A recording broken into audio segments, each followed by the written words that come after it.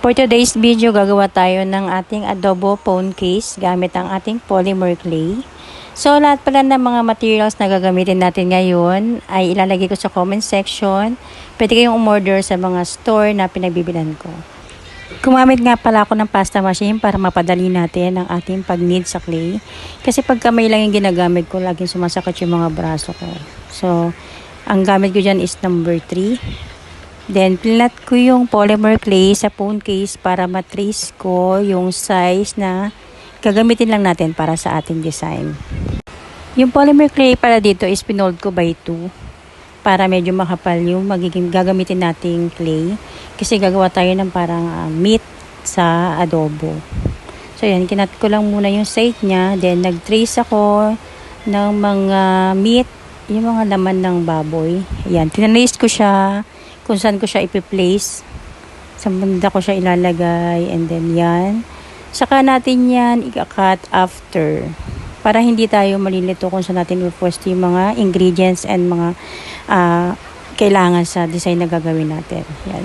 Kinat ko siya. Yung pen knife na nagamit ko dyan is ilalagay ko rin sa comment section. Pero mura lang yan.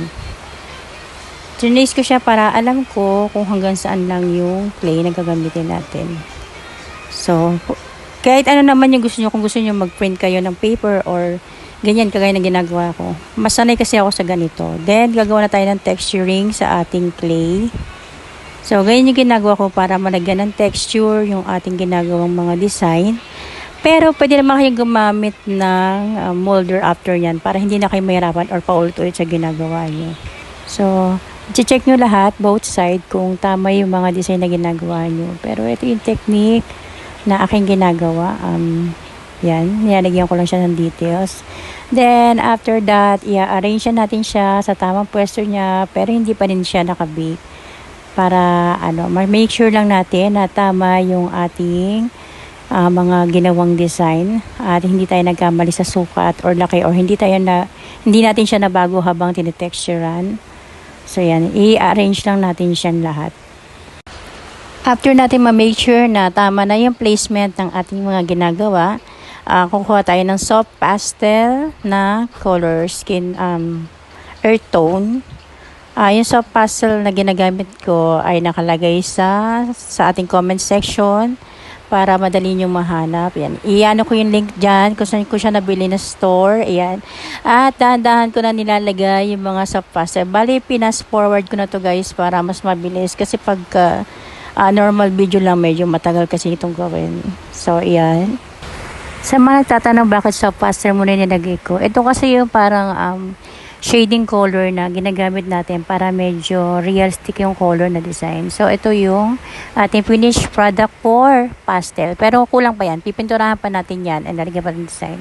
Pero dahil nakalimutan kong mag-video habang pinipint ko yung ating adobo, so, forward na natin sa pag-resin. Yung resin pala na ginamit ko dito ay nasa comment section din natin kung gusto nyo umorder.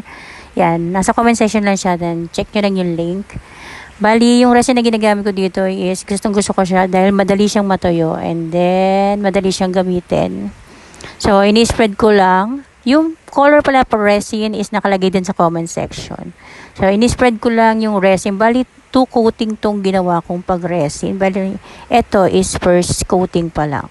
Bali, medyo lighter pa yung color niya. Hindi pa siya totally color toyo or adobo. Ganon.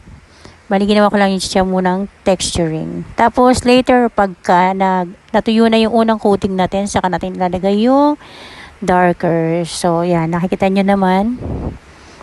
Ini-spread ko lang yung resin. Bali, ito palang video na to is second coating na. So, ito yung ating finished product sa ating adobo. Sana nagustuhan nyo and see you on my next video. Thank you guys.